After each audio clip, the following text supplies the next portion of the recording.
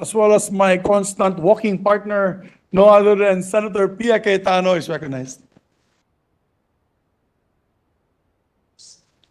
Dave. We can make a or dramatic. Yeah. Mr. President, a minute suspension. Iinom muna ako ng tubig dahil I will be emoting here and I know this Senate President will like my topic, so please remain, sir. Okay. Yes, session suspended for me.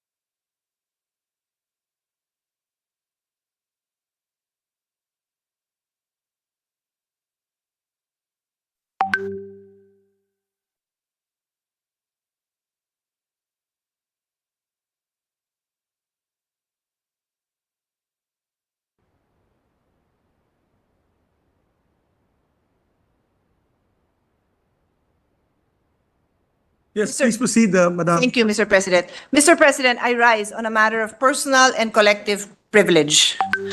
For the fifth time, the Philippines has received the Dirty Ashtray Award.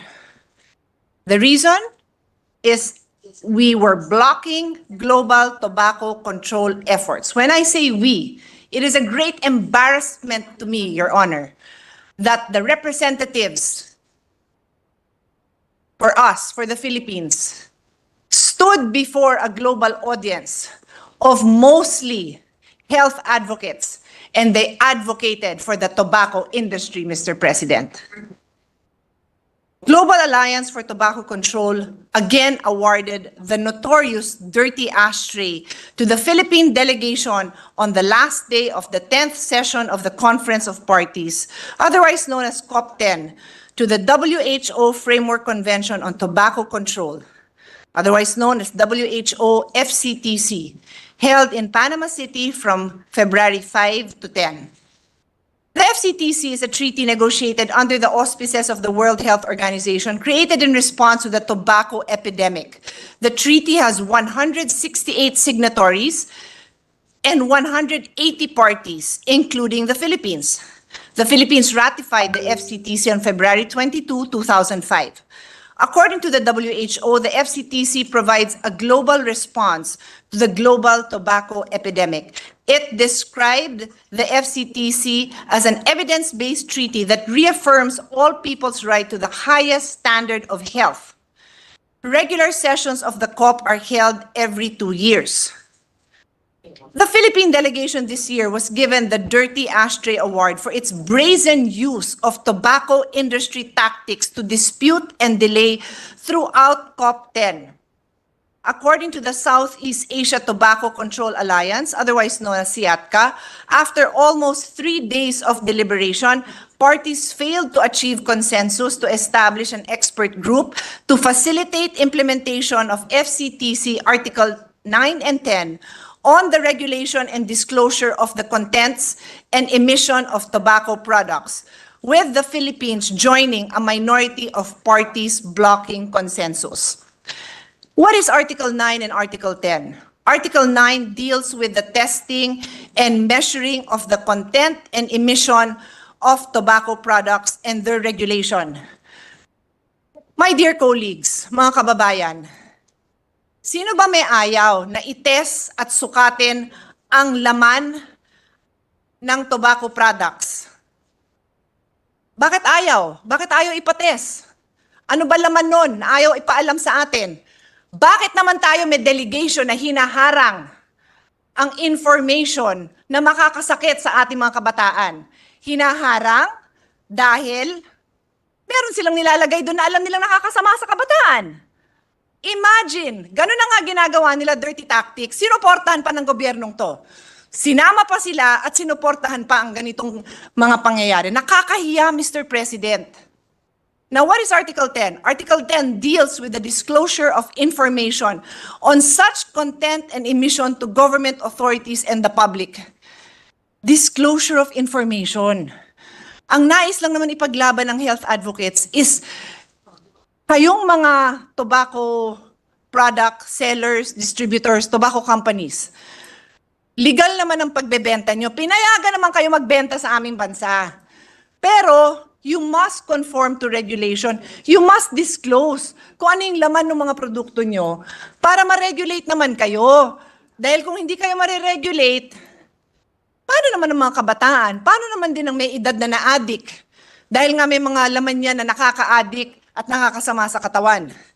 Why in the world would we send a delegation that would prevent full disclosure of harmful ingredients in tobacco products, including vapes and e-cigs? Why?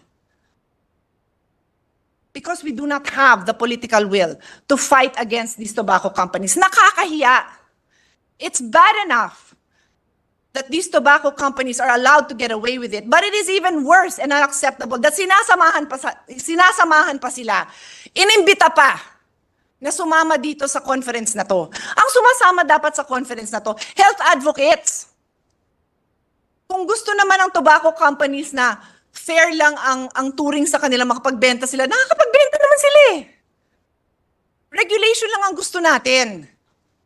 And sinamahan pa sila, holding hands pa sila ng ating mga government officials to attend this international conference. I have no words, Mr. President. It is an embarrassment. According to the reports, the Philippines proposed a compromise option that further muddled the discussion and caused more delays. My God, my Lord, bakit ba kayo pinanganak at nagdala pa kayo ng ganyan tao sa isang health conference na manggugulo lang? With no more time left to continue deliberations, the agenda item was deferred to COP11. Every delay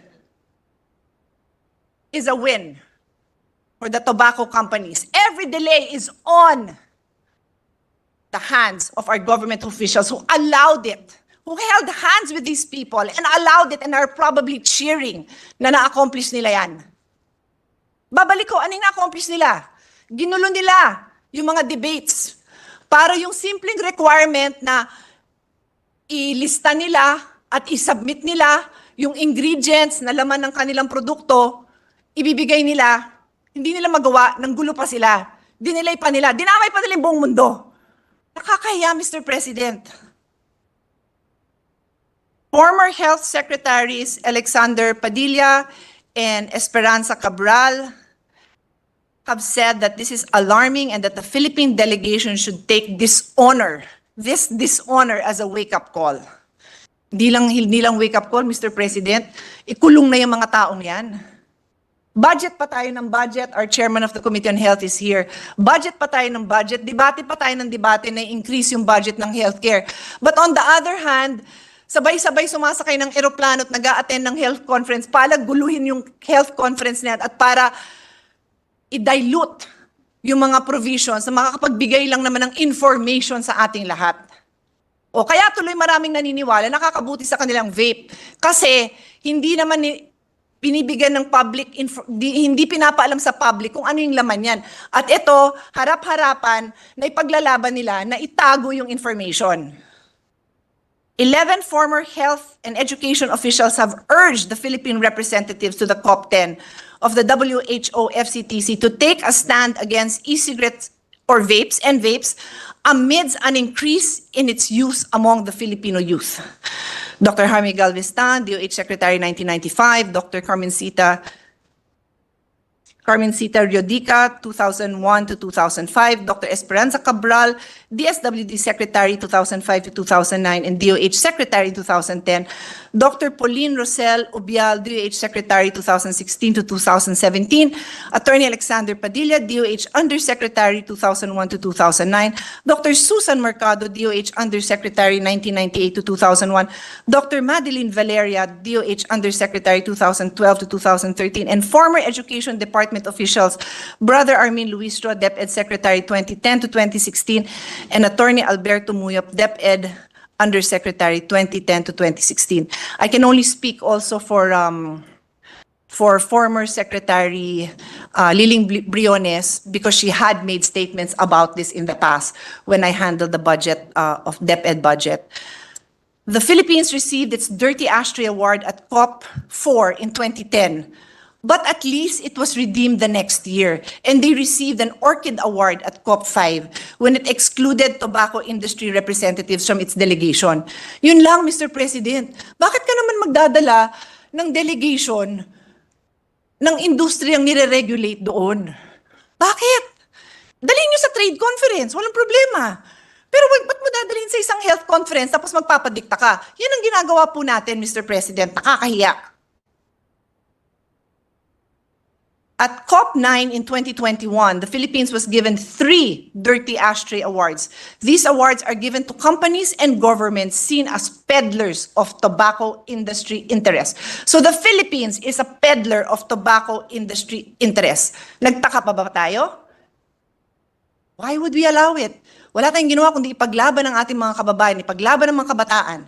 But we allow government officials to do this right before our very eyes. Based on studies collated by the Inquirer, the vape law that was supposed to curb tobacco smoking among adults and the youth is instead leading to a spike in the use of the so-called alternatives, which experts said were as harmful, if not more harmful than tobacco. In-depth research is showing that the law is insufficient and leading to a failure to adequately defer some tobacco and related products from ending up in the hands of young people. This flaw is fueling a growing trend of smoking and vape addiction among Filipino youth. And it is now coined as the vape-epidemic, or the widespread use of vape. A study published online in the National Library of Medicine summarized some of the warning and worries aired by vape law critics in the past years. The law, the researchers said, not only legitimizes the use of vaping products, but also lowered the age at which these can be accessed. The vape law allowed access to tobacco vapes and e-cigarettes to 18 years old when we had already passed a law pegging the age at 21. Despite regulations, a separate study by the Institute for Global Tobacco Control at Johns Hopkins Bloomberg School of Health found ongoing sales and advertising of tobacco products near many schools in the Philippines. There is ample evidence showing that tobacco companies employ various strategies to promote their products, aiming to attract the attention of children and young individuals. Renowned Filipino tobacco control advocate and Southeast Asia Tobacco Control Alliance Executive Director Dr. Ulysses Doroteo had described the then vape bill as a retrogressive bill in more ways than one. I will repeat, Mr. President, the vape law, RA 11900, overturned 3 protective measures that this representation fought for in the Sin Tax Law, RA 11487. The jurisdiction to regulate vapes and HTPs was transferred from FDA to DTI. Lowered the minimum age of access from 21 to 18 years old and allowed more flavors instead of limiting it to plain tobacco and plain menthol. Mr. President, may I ask that we show again the slide? Historically, these industries even used doctors, or at least actors that looked like doctors, to somehow promote that some cigarettes are healthier than others. This was done, if I'm not mistaken, in the 1950s and in the 1960s. And time and again, Mr. President, I kept on saying that same lang naman ang playbook nila. They will still use, whether it's doctors, meron pang dentista, nagsasalita pa sila sa mga conference na patago, pero nalalaman naman natin, kino-convince ang mga ibang professional na mag-shift sa vape. Hindi dapat nag-shift, dapat wag nang manigarilyo at wag din mag-vape. The tobacco industry is slimy, to say the least. They have a track record of avoiding regulation all over the world. In 2009, we passed the FDA law, which intended to cover all tobacco products and other products that have an effect on health. The industry filed a TRO on FDA, The industry filed the TRO and FDA when FDA issued regulations covering tobaccos. We actually won this case, Mr. President, after some 10 years. The Supreme Court ruled that tobacco companies, tobacco products affect health and therefore is under the jurisdiction of FDA. But of course, nag-motion for reconsideration pa ang mga tobacco companies kasi ayaw na ayaw nila magpa-regulate. Hindi ko po kinakampihan ng FDA, marami din pagkukulang ng FDA, but they do have the jurisdiction to regulate. Sila lang ang may ability. Kung gusto nating galingan nila, it's either palitan natin yung head para mas magaling or bigyan natin ng pondo para mas magawa yung trabaho. But you cannot just give this jurisdiction to DTI, which is what we did, Mr. President.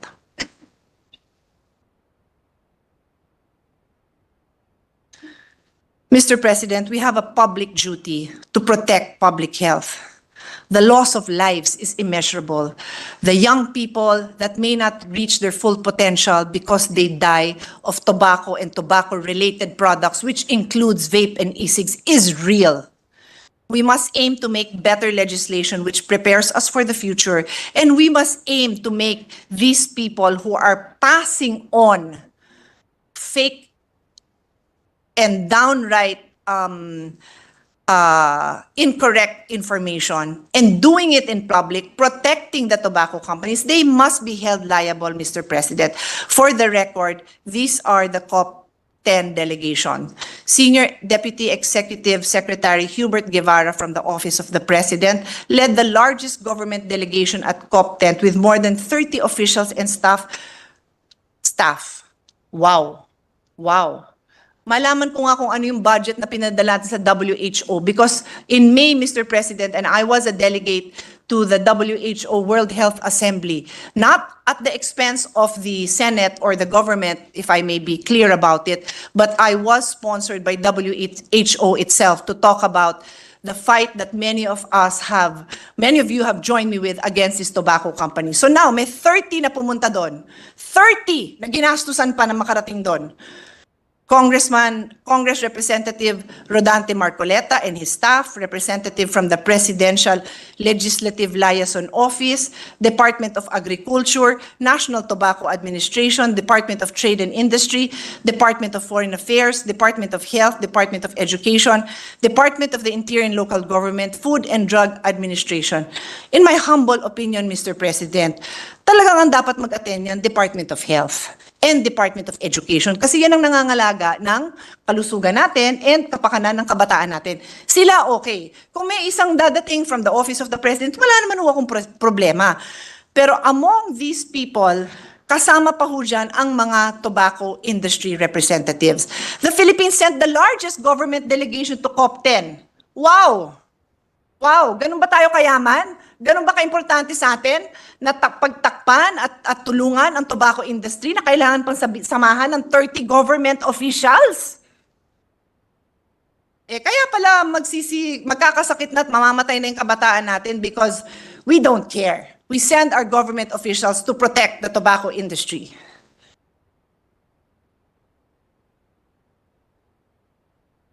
Madami pa akong pwedeng sabihin, Mr. President, but I think I've said the most important issues.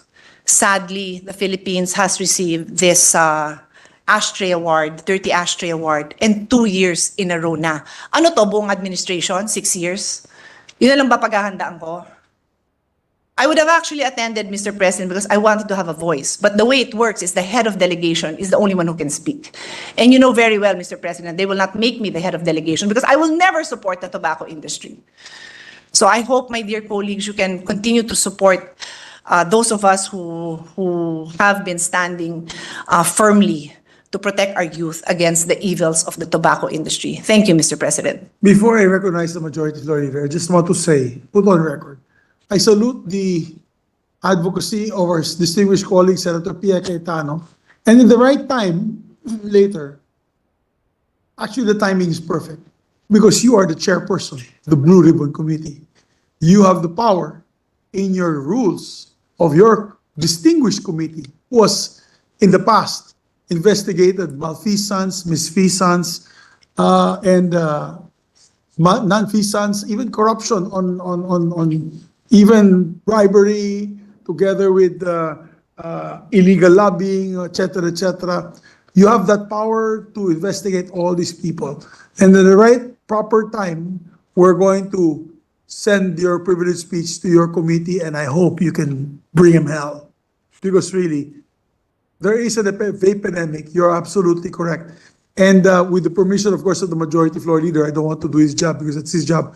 We could include the Committee on Health, and after the investigation, after the possible charges that you can file, if there is any possible violation of law, you can also come up with recommendations to amend the existing laws that we have, including the vape law, and improve on it from what we had passed the last time. Thank you. And you'll have our support. Thank you, Madam Pia. Thank you, Mr. President. Minsan If I may, Mr. President, I would just like to, first of all, congratulate our dear colleague for raising this alarming violations of the Vaporized Nicotine Regulation Act, which prompted, actually, Mr. President, our body, our institution, the Senate, to adopt an unnumbered resolution, I remember, to address it head-on, as Senator Pia had been espousing these particular initiatives that we have to look into in addressing this alarming problem. Mr. President, I would just like to put on record that I could not help but express this representation's frustration, Mr. President, not just as a legislator, Mr. President, but as parents, Mr. President. May mga anak po tayo at kung naalala nyo, Ginoong Pangulo, na bahala po tayong lahat nung ipinakita sa atin ni Senator Pia Cayetano dito sa bulwagang ito, yung iba't ibang flavor at makukulay na packaging na vape na naglipa na, lalong-lalo na sa online shopping sites. Isang tahasan po ito kasing paglabag doon sa ipinasang batas at nagdadala ng panganib talaga sa kapakanan ng at kalusugan ng ating mga kababayan, lalong-lalo na ng ating mga kabataan. At Mr. President, ngayong buwan nga po, nakakalungkot po na marinig natin na sa ikalimang pagkakataon, ikalimang pagkakataon, nagawaran ng Global Alliance for Tobacco Control ang Pilipinas ng Dirty Ashtray Award. Napakasakit ho na isipin na parang baka yung word na kulang o sobrang kulang ang ginagawa ay hindi makatarungan, Mr. President. Although this should not in any way, Mr. President, reduce or diminish the efforts being made by the government and the previous Congresses in addressing tobacco control and related health issues. So may I just ask one question, two questions, Mr. President, just to clarify, Mr. President, and humbly submit this to your honors. Dahil I believe this is a wake-up call for all of us in the government to do better, Mr. President. And so my only question is, how many people or in the daily average, Mr. President, if the distinguished lady would have the data, daily average death in the Philippines due to tobacco-related diseases? And siguro matanong na rin natin, does tobacco use have a hand in the leading causes of deaths in the country, Mr. President? Mr. President, my staff is looking up the number for the death and serious health effect of tobacco on people, whether it's worldwide or nationwide.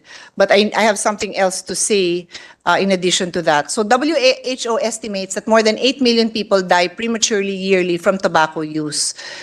This is the latest available WHO estimates as of November 2023. I'm not sure if we have Philippine data. Mr. President, 8 million, did I hear it right? 8 million? Yes, worldwide, Mr. President, worldwide, just to be clear. President, And then I have a local, sorry, Opo. would you like me to continue first with the local Yes, please. numbers? Okay. Yes, please. So tobacco was the highest risk factor driving the most deaths and disabilities combined in 2019. I repeat, the highest risk factor. In other words, it's not obesity. It's not having a particular condition. Nakadagdag ang tobacco use sa mga death and disability data that we have. It was estimated that tobacco use accounted for more than 112,000 deaths, or 27% of all deaths in the Philippines. Wow. Of tobacco deaths, 96,000 or 85% were attributed to smoking, and 22,000 or 19% were second-hand smoking. So when a member of the family, and usually it's a parent, is smoking, pwede hong magkaroon ng lung disease or a tobacco-related disease or problem ang mga anak, or even an elderly living in that family kahit siya mismo ay hindi naninigarilyo. And if His Honor would recall, I would often recount my own experience as a pregnant young lawyer forced to attend board meetings among a smoking group, and nobody even bothered to ask, "Are you okay? Do you mind?" But thankfully, we passed that law. Hindi pa ho tayo Senator, Majority Floor Leader, and even the presiding officer and our Senate President when the law was passed prohibiting indoor smoking. So at least we can honestly protect the younger generation of women who are pregnant, and for that matter, kahit hindi naman women. And remember, these are just reported cases. Paano pa yung mga nasa probinsya sa mga malalayong lugar na hindi na na-autopsy or hindi na nakarating sa ospital? I'm sure marami pa yon, Mr. President. Thank you, Mr. President. I can associate with that, Mr. President, because growing up, mayroong assessment sa akin nung bata po ako na asthmatic po ako, Mr. President, and I'm really allergic to smoke, Mr. President. Even until now, kahit dito sa Senado, pag may nakikita ko talagang ini-insist ko talaga yung karapatan ko na makalanghap ng fresh air at hindi sumama yung aking pakiramdam. I just like to point out, Mr. President, yung na-encounter natin na isang artikulo dito sa Lung Center of the Philippines. Itong 2022 alone, may daily average death of 321 due to tobacco-related diseases. And then nakalagay din po dito, tobacco kills more than 8 million people worldwide, as mentioned by our distinguished colleague. Pero yung isang tinitignan ko po dito, yung leading causes of most deaths in the Philippines ay itong, I don't know how to pronounce this, ischemic heart disease, IHD, ranking first, stroke, ranking second, chronic obstructive pulmonary diseases, COPD, ranking 9. So for said diseases, tobacco was responsible for 30,000 or 33% of total IHD deaths, 17,000 or 25% of all stroke deaths, and 14,000 or 83% of all COP deaths. Natandaan ko lang, Ginoong Pangulo, nung time na nagkakaroon tayo ng pagdinig, and this representation was part of that hearing conducted by our dear colleague. I remember what the Philippine College of Chest Physicians shared during that vape hearing, Your Honors. Mr. President, sabi po, because it was equal parts sad and shocking, they shared that among traditional smokers, cases of chronic obstructive pulmonary disease are usually seen at the age of 50 and above. However, the youngest patient with COPD among vape users was a 16-year-old girl who had to be intubated because of ramp-up use of vape just within a period of 6 months, Your Honor. Yes. So, yes. this is really alarming, Mr. President. And as I mentioned a while ago, yung mga pinapakita niyo po sa bulwagang ito, sino bang hindi makakakuha ng atensyon pag ganito yung mga idinadanggel sa ating mga kabataan, Mr. President? I mean, we have kids, we have loved ones na nakakakita po nito, and maaaring sila ang susunod na mabiktima.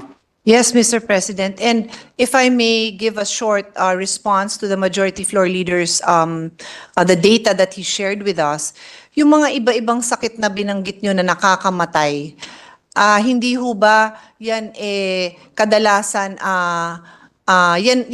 that is those people who are afflicted are those people who come to us to also ask for financial assistance, medical assistance, and then pagdating ng budget hearing, and our former chairman of the Committee on Health is now the presiding officer, Senator J.V. Ejercito, we always insert more access to healthcare, whether it's funding for the hospitals, funding for the medication. Nilalagay ho natin lahat yan doon, di ba? Pati if you think about it, cancer meds, I'm assuming, di kasama din dyan ang lung cancer. So, ang gusto ko nga, Mr. President, itong lahat ng agencies na to na walang kinalaman sa proteksyon ng health, and unless they can prove to me that they stood up there to support further protecting the health of the Filipino youth, sa kanila ko tatanggalin yung budget na yon mula ngayon. Yung budget ng Department of Agriculture, sige, I will wait to see the transcripts kung ano itinulong nila sa health at nag-attend pa sila ng conference na to. Si Department of Trade and Industry, sige, ano tinulong mo sa health? Kasi tatanggalin ko talaga sa budget niyo yun dahil hindi na nga kayo nakatulong, nakasira pa kayo. Lalo nyo pang pinalala ang problema dito. Mr. President, I share the sentiment of our dear colleague. I can see where she's coming from. I wanted to put on record that I fully support her advocacy.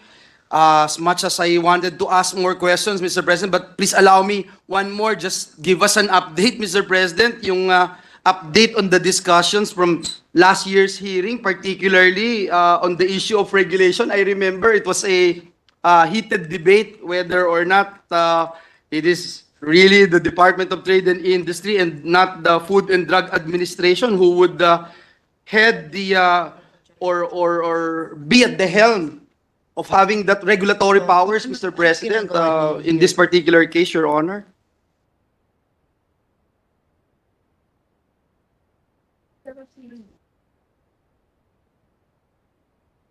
Mr. President, the sad reality is the vape law, which amended the syntax law, governs, no? And so this law basically gives DTI the jurisdiction over tobacco-related products, including vape. And so, Mr. President, it would be the DTI who would give permits to all of these companies that are either retailing or distributing these companies. And now, when DTI holds the hand of the tobacco industry and goes to a conference that is trying to strengthen health measure, and we have reports that sumama pa sila dun sa grupo na ayaw mapasa yung Article 9 and 10, which is really just requiring that i-report ng mga tobacco and vape companies yung laman nung vape products nila. Well then, I think DTI has gone way beyond the jurisdiction that that weak law gave them. The weak law said that you can regulate. I am not happy with it, pero sige, be my guest, regulate it.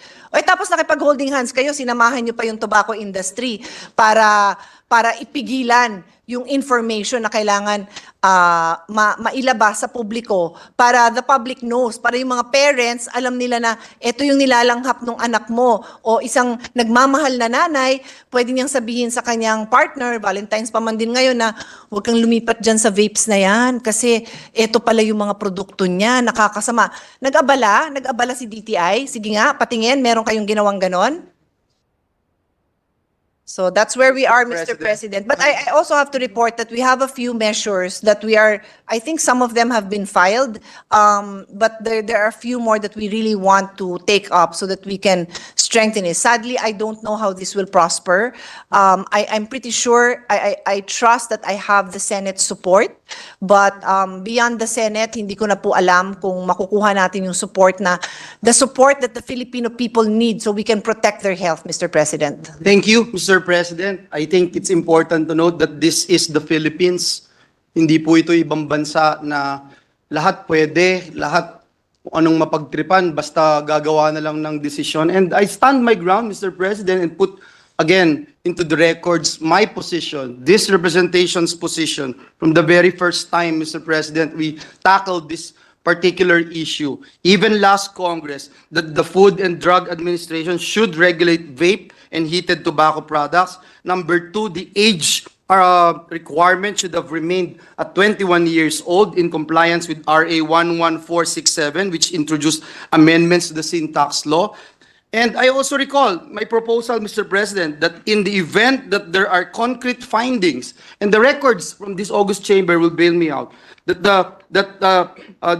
there are concrete findings supporting the dangers to health of heated tobacco products, the Senate must timely enact corrective measures. It's here in this August Chambers records, and I will say it again. I stand by my position, and I stand beside Senator Pia Cayetano in espousing these very important initiatives in ensuring the safety of our people, most especially our young people whom we consider the hope of this nation. Maraming salamat, Ginoong Pangulo. Thank you, dear colleagues. Thank you so much, Mr. President, Majority Floor Leader, for your questions that allow us to spread into the record the gravity of this situation, Mr. President. Thank you. Thank you. With that, Mr. President, I move that we refer the privileged speech of Senator Pia Cayetano and the manifestations and the interpellations thereon to the committees on accountability of public officers and investigations and health